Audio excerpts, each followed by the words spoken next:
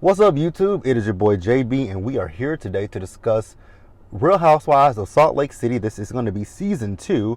This is episode 1, and the episode is titled Best of Frenemies, you guys. So, Real Housewives of Salt Lake City, we're back, baby. We back.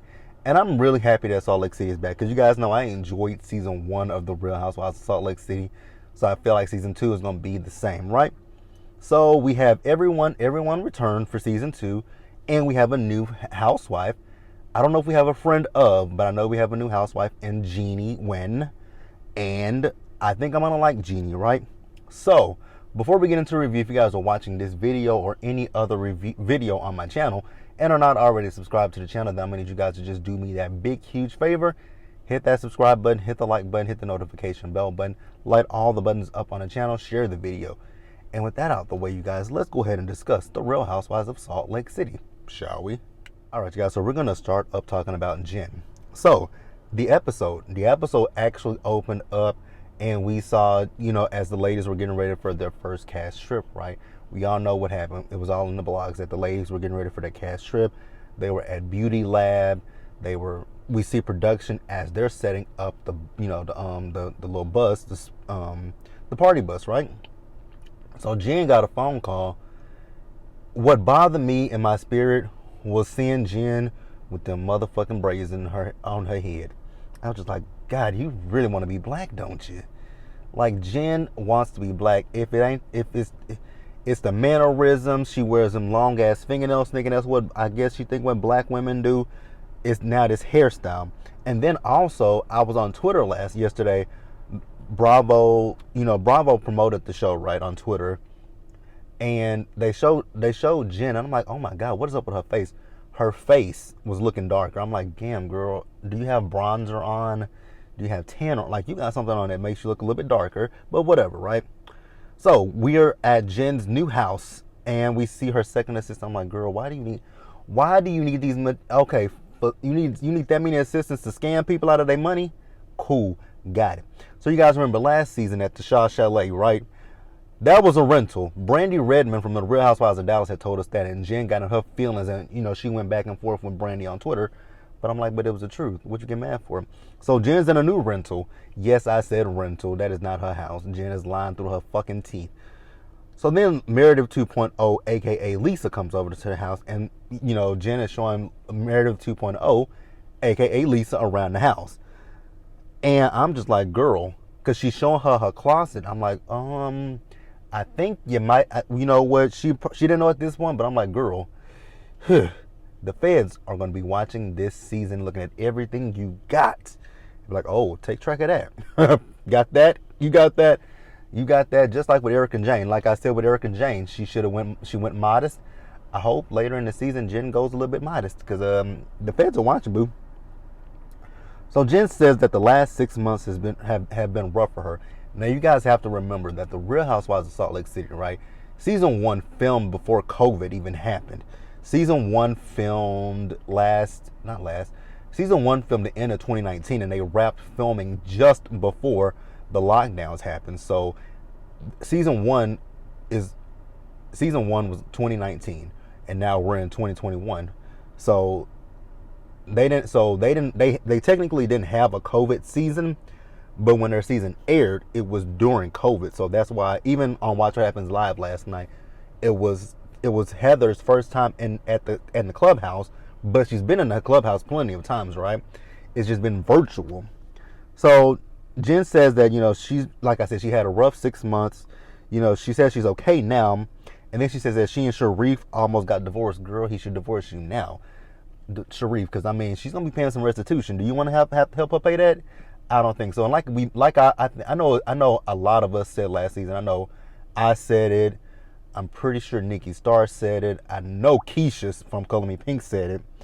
I think Bondi may have said it. I can't remember. But I know a lot of people that I watch, who reviewed Salt Lake City last season. They all have the same comments here about Jen and Sharif. That man is out the household. Most of us feel like he got another family. I definitely feel like he got another family. Like, you cannot tell me that man don't have another family. But I could be wrong. But we just gonna say he got another. I think he is, right. So Jen says that they're in couples therapy. I'm gonna go, okay. But when we'll talk about Sharif in a little bit, right? Because I got something to say about that too, right? So Jen says that she wants peace in the group, and Meredith 2.0, aka Lisa, feels that she's in the middle between Jen and the original Meredith. No, Lisa, you've put yourself squarely in the middle. Like, I remember the reunion like it was yesterday. Like, at the reunion, you defended Jen. What Jen did, you can't defend anything that Jen said or did at all in season 1. Jen was a Tasmanian devil. Jen brought everything that happened at the reunion, Jen brought it on herself, right? She was a terror. Like, the shit that she's done, like, she got, how many times did she get in Heather's face? How many times did she get in Whitney's face last season? Like, let's be real, right? Jen, everything that happened at that reunion, Jen brought it upon herself. And you put yourself in the middle. And especially when it comes to this whole Meredith and Jen drama. Meredith 2.0, you put yourself squarely there. Because I don't know why. We're gonna talk about Lisa, Meredith 2.0. We're gonna talk about her a little later. Because I have questions about her, right? So, but the thing between Meredith and the original Meredith and Jen is the fact that, remember season 1 when she went over to Meredith's house and she didn't have any panties on and she kicked her legs up and Brooke said he saw her vagina. That's all Brooke said. All he said was he saw your vagina. He didn't call you a hoe. He didn't call you a bitch. He didn't call you a slut. He didn't call you a tramp. He didn't call you anything. He didn't call you out your name. All Brooke said was he saw your vagina.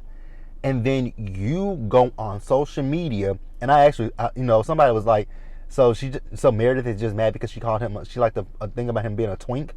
No, that's not it. You guys did not like. Actually, last season I looked at all I was on a live tweet, so I would see the tweets, and I'm like, damn, some of these tweets are just disgusting, and these are from grown ass adults. These are the most disgusting tweets that I've saw in my life about a gay man. And who likes the tweets? Jen likes the tweets. I'm like, that is just. I'm like, and I don't think people realize that social media, right, with the tweet, if you like it, that means that you agree with what that tweet says, right? But whatever, go on off, right? Now Jen foreshadowed something. I'm like, so she said she hasn't gone to jail yet. I'm like, girl, you foreshadowed that, didn't you? So we finally, and speaking of Jen, so since I'm about to talk about Jen's aunt, Jen did post on Twitter that her aunt passed away, the one that had her legs amputated, because we actually met her in this episode. So Jen said that her aunt nope, I didn't mean to say that. Jen said that her aunt passed away. So rest in peace to her aunt. So they're celebrating Sharif Jr.'s birthday. Now, how in the hell did Jen not know how old Sharif Jr. is? But girl, you out here scam likelying people. Okay, whatever. Now, I'm going to be honest with you guys. So looking at the family, they gave me a little bit of codependent vibes. I could be wrong, but you guys let me know what you guys got. I got a little bit of codependent. Just saying. Let's move on. All right, you guys. So my girl Whitney is back. So in this episode, we didn't really get a lot from Whitney, but we meet Whitney's stepsons, right? Her stepsons are very close in age to her. I think one was 29. The other was, I think it's 29, 26, and 23. I could be wrong. And then she's 34 years old. So it's one of her stepson's birthday, right? So she's talking about the fact that, she's rebranding her skincare business that she has. I love me some Whitney. Whitney is hilarious. Because she said that she wants to stop doing this with a water bottle. I'm like, well, at least you're honest that you're on your knees. That you've been on your knees sucking dick. It ain't nothing wrong with it, right? I don't see anything, whatever you do, that's your business. And that's why I love Whitney so much, is that she's just open about it. She's just open. Love me some Whitney. But yeah, she's rebranding her business, and she's going to call it Wild Roses, right? So her and her stepsons, they took a shot. You guys know, if you guys watch What Happens Live, Andy has a shot ski. So it's a shot ski. So it's a shot glass on a ski, and you take a shot. So they took a shot, right? So Whitney and this damn birthday cake. Now, first of all, that birthday cake was ugly as fuck. Love you, Whitney, but that birthday cake was ugly as hell. So as she's walking, boom, she drops it and she picks it back up and puts it on the plate that she had. Now the plate looked flimsy as hell, right? And it was plastic. It looked like it was plastic. And she put it back on there, and I'm like, are you really gonna serve this? First of all, like I said, the cake was ugly to begin with it, but are you really gonna serve them this cake? So then as she's walking again, she drops it a second time. This time it's on the face. I'm like, oh my God, Whitney. So she puts it back on there again, walking back out there. She finally makes it out there and drops it a third time on the deck. I'm like, girl, how drunk are you? Like, damn. What did y'all take a shot of? Fireball? Like, what did y'all take a shot of? But y'all know it's Whitney, it's Team Whitney, it's Team Whitney and Heather over here. Love my girls, Whitney and Heather. Like, somebody tweeted to me about Whitney and Heather because Lisa, Married at 2.0, she tweeted about that, she tweeted about her situation with Meredith and Jen, that she's loyal. I don't call it loyalty, right? You have more loyalty to Jen than to Meredith, your friend of 10 years. And then somebody gonna sit there and tweet to me that Heather and Whitney are worse than Jen. On what fucking planet? Did you watch season 1? Because Heather and Whitney called Lisa out on her shit. Okay, nope. Let's move on. Yeah, no, I'm not gonna do them stands. All right, you guys. The person that is the kookiest of them all, Mary freaking Cosby. Mary's back, right? I gotta point out one thing about Mary Cosby, right? The fashions are still a bit of a no for me. The wig, still a little bit of a hit or miss, right? But the wigs are better than last season's wigs. I will give Mary that. Now, one wig in particular, we're gonna talk about it a little bit later. The lace was right here, and it looked like it was lifted a little bit, but we're gonna talk about it, right?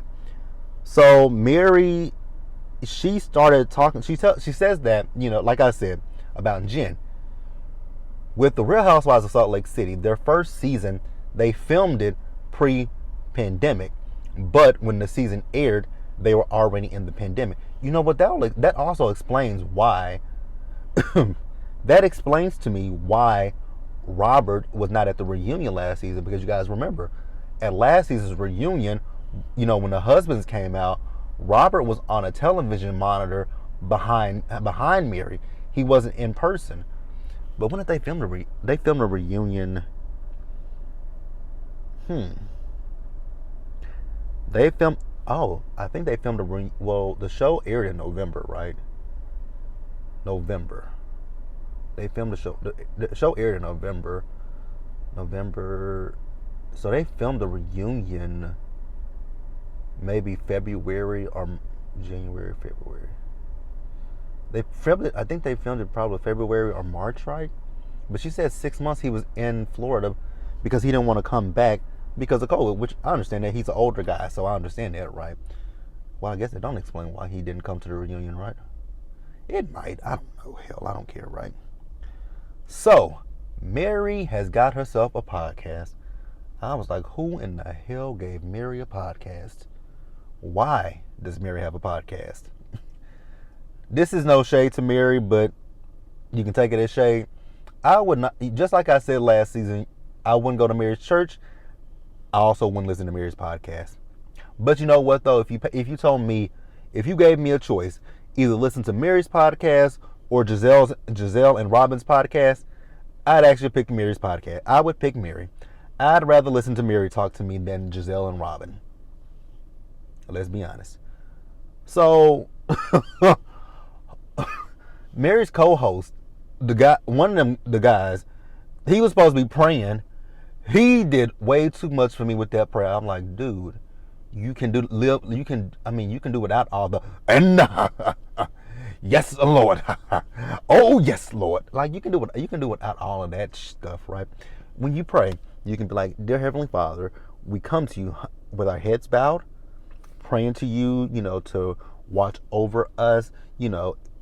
I don't pray. I do pray but I don't. I get a short prayer, right? Like you just say, Heavenly Father, we come to you, heads bowed, eyes closed, whatever you want to say. We just, we want to thank you for all that you've done for us, dear Heavenly Father, and all that you will continue to do for us, Heavenly Father. Something like that. But all that extraness, he was doing too much for me, baby. So we also found out that Mary has smoked the blunt before. I'm like, it makes sense, right? Because Mary is just kooky. But, like I said, you guys, I love Mary. Love Mary. I know most people don't care for Mary. The thing that I like about Mary is just the fact that she's kooky. That's it. It's the kookiness for me with Mary. So then Mary talks about the fact that people don't like her, right? Which I'm not shocked at all. Because we all know Mary can be quite harsh, right? Remember last season when she told a man in the choir that he needed to, add some water to his diet and lose some weight. Or even when she was talking about Jen's aunt with her leg getting amputated. So we all know Mary has her mouth. So I'm not surprised that people don't, gravitate toward her. And then Mary also said that she's born for God. I'm like, okay. If that's Mary's story, I can't change Mary's story, and I don't intend to. But let's move on. All right, you guys. So we meet our new housewife, Jeannie Wynn. Jeannie, I think I'm gonna like Jeannie, right? Jeannie is cute. She's very cute. So I was actually I was kind of surprised that we were introduced to Jeannie in the first episode. I'm really surprised about that, right? So Lisa is the person, I'm like, of all the people, y'all got Lisa introducing somebody? Damn, okay. But Lisa's introducing, I'm like, okay. One of the most boring people on the show. But okay, go off. So Jeannie and Lisa have been friends for over 10 years, right? Their sons are best friends, and when they first met each other, they were both pregnant at the same time. Jeannie's daughter, she's so cute. She's so cute. Because, they were talking about she makes straight A's. She's like, yeah, make straight A's. That's why we call Asians and not Besians. I was like, oh, that is so cute. What else?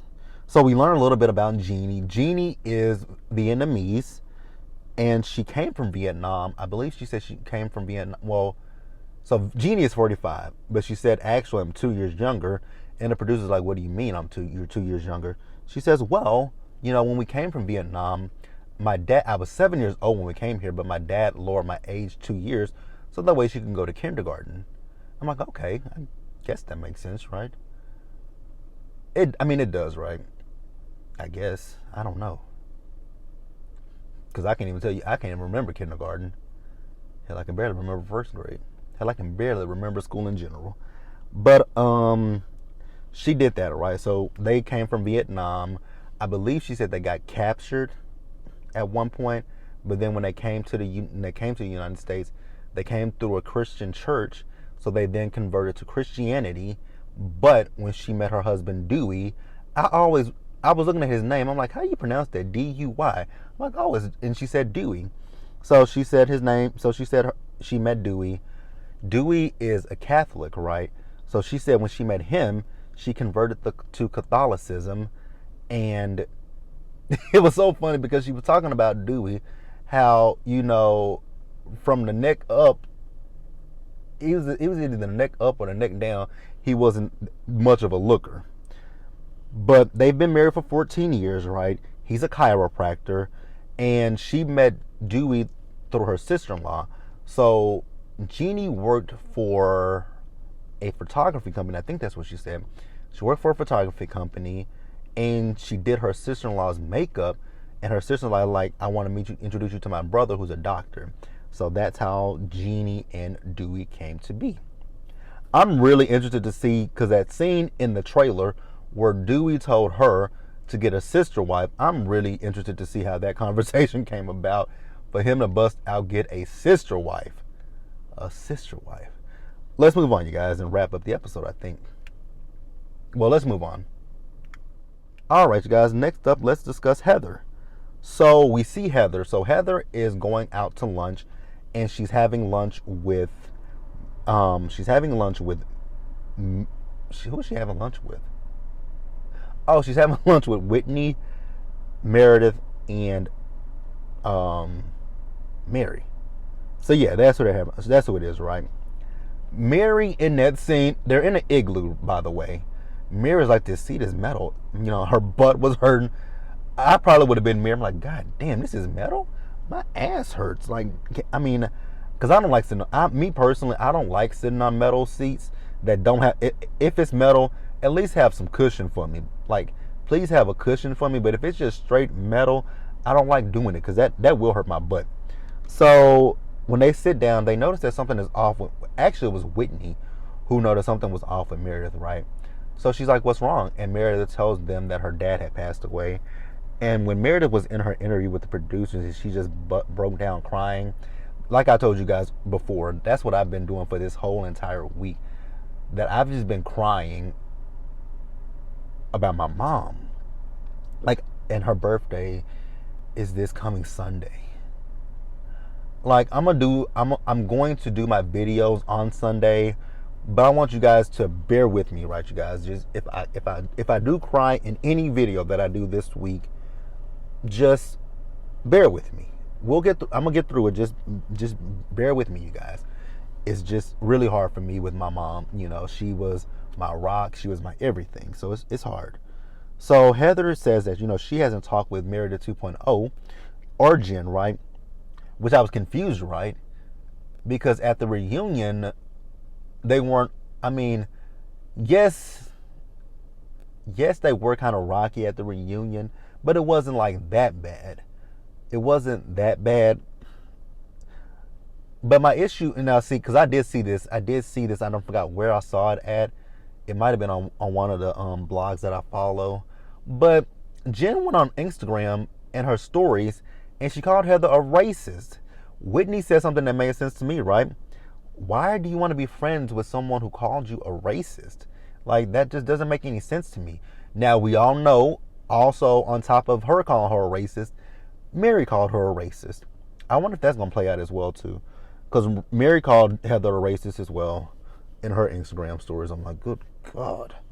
So, you know, Heather, I want you to get some self-esteem. You guys know I love Heather, but I want Heather to boost her self-esteem up, because Heather is talking about the fact that, you know, Jen fills her up like it's whatever friendship juice she gives her.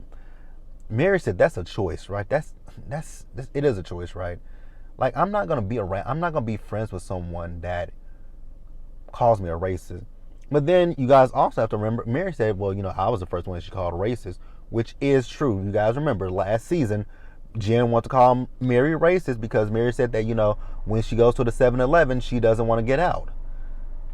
I mean, first of all, I know a lot of people felt some type of way about that comment, right? About the guys hanging outside of the 7-Eleven. I know people felt some type of way about that, right? But I mean, when you go to a 7-Eleven, what do you? I'm not saying black men. I'm just saying, what do you see when you go to a 9 times out of 10 when you go to a 7-Eleven, you, especially if you in the hood, and you at a 7-Eleven, there are going to be people that loot around that 7-Eleven. Like where my aunt, like in the neighborhood where one of my aunts lives at in Dallas. She's in Dallas County. Well, I'm in Dallas County too, but she's in Dallas. I don't live in my little city that I live in. It's considered Dallas, but it's got a different name. But there's a 7-Eleven on the corner. There are a lot of homeless people that sit on that corner, right? Like there's this one chick, like I hate getting out of my car when I go to this particular 7-Eleven, because they will come up to you, they will start begging. I don't have a problem with that. Like there's one, they will walk up to your car. Like this girl walked up to my car doing this to me. I'm like, girl, back away from my car or you will be roadkill. Like because I was trying to get to work and she just walked right in front of my car. Like, and it's interesting, right? So I got that instance. Like, Mary is a woman. I don't want to go somewhere where there's a lot of men, you know, standing outside. As a woman, as a woman, I'm thinking from her perspective, not from her perspective of it being black men. I think Jen put 20 on 10 with that.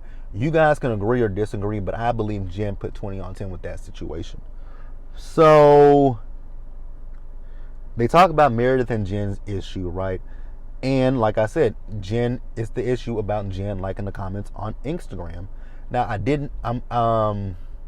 So I've already talked about Meredith and Lisa while recording, but when you guys see this, it'll be coming up later, and I didn't discuss it. But Meredith talked to Lisa, right? She was like, Lisa was, I guess Lisa didn't believe the fact that Jen was doing all that kind of stuff on social media. And Meredith was like, well, I'll send you the screenshots to show you what she said and done, right? But Lisa didn't want to see those screenshots. Coincidental, huh?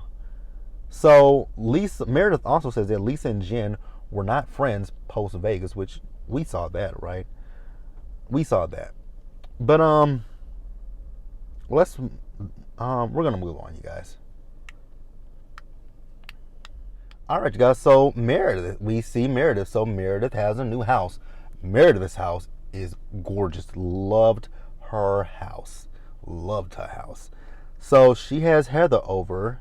Now, when Meredith was trying to put that outfit on that damn dog, I'm like, oh my God. Why? I know people think it's cute. I don't think it's cute when you put an outfit on. No shade to anybody who does it. No shade. If I have a dog, I'm not dressing my dog up. I'm not. Just wouldn't be for me, right? So Heather comes over after she's been skiing, right? So Meredith says that this house is a new start for she and Seth. She says that they're in a better space. But they said that at the reunion last season, they were in a good space. Do I believe Meredith? I'm gonna go out on a limb and believe Meredith, right? I'm gonna believe Meredith until we see otherwise, because you can see the cracks all last season with Meredith and Seth. But we gonna choose to believe Meredith, right? So, she says that, Seth is out of town, but he'll be back in a week. And she says that Seth is 50% in Salt Lake City, which I think that's better, right? Because last season, you guys remember, Seth really didn't want to be in Salt Lake City. He wanted to be in Chicago. So I guess that's good for her, right? I'm pretty sure she sat down with him like, look here, Seth, I get it. You might want to go back to Chicago, but with this show being here in Salt Lake City and it's giving me a good chunk of money, we're staying. So I get it. Put your foot down, Meredith. I ain't hating on you, right? So then Heather is talking about the fact that her oldest daughter, whose name I forget her daughter's name, she's getting ready for college, right? And they're talking about the process. With Heather, it's interesting, right? Because Heather is talking about the fact that her daughter's friends are staying at home with their parents and going to community college. And you guys know Heather went off to school, went to BYU, right? But Heather just wants her daughter to make her own decision. And I think that's the best thing that you can do, Heather. Let her make her own decision. Like, tell her, like, don't feel the pressure of, oh, my mom went to BYU, so I have to go to BYU, or the pressure of all my friends are staying at home and going to community college, so let me do that. Let her make the decision, right? If she says, I don't want to go to BYU and I don't want to stay here, then that be that, right? Let her make her own decision. So then, do I want to talk about this? Yeah. We'll talk about, so continuing with Meredith. So Meredith is having a Shabbat dinner, and she's sharing it with the Barlows.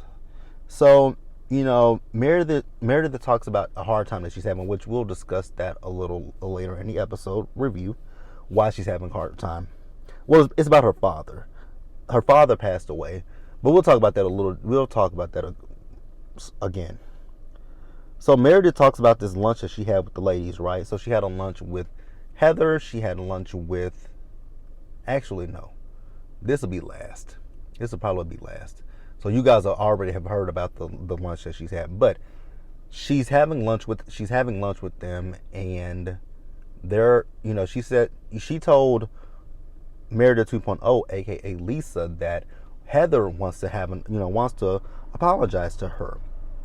So then Meredith 2.0 says to Meredith, the original Meredith, that she feels that she should give Jen a chance, right? And I'm like, why should she give Jen a chance? Like, no, it wouldn't happen. Jen is vile and disgusting to me. I would not give her a chance, right? So my thing with Lisa is very defensive of Jen, and it just makes me question, like, does Jen have something on you? Because that's the vibe I get. Like, Jen must have something on you, because you are hella defensive of this woman, and for what reason, I have absolutely no idea why you have such a blind, it's actually a blind loyalty to Jen, and I don't get it. So Lisa's thing is that she wants to compare what Heather and Whitney did last season to what Jen did last season with Meredith. There's no comparison. Heather and Whitney told you were dismissive as hell, which you really are dismissive, and you were rude. You are. Meredith's issue with Jen is that she talked about her son. Well, she didn't. So technically, she didn't talk about her son. You like tweets talking about her son, which is basically the same thing. So I just did not understand that. It's like, does she have something on you? Because the way you were defending her was annoying to me. Let me know what you guys think about that, and we're gonna move on. All right, guys, so that is it. Let me know what you guys thought about the premiere episode of The Real Housewives of Salt Lake City. Get down in the comment section and let me know. Subscribe to the channel. Hit the notification bell button so you guys are notified when I drop anything else. Share the video. And until the next one, you guys, do me a solid favor out there. Stay safe. Take care of yourselves. Remember to wash your hands, wear a mask, social distance, be blessed. And I'm going to catch you guys in the next one. So I will see you guys again for Love and Hip Hop Atlanta and Miami. All right, you guys, that's it, and I'll see you guys later. Bye, guys.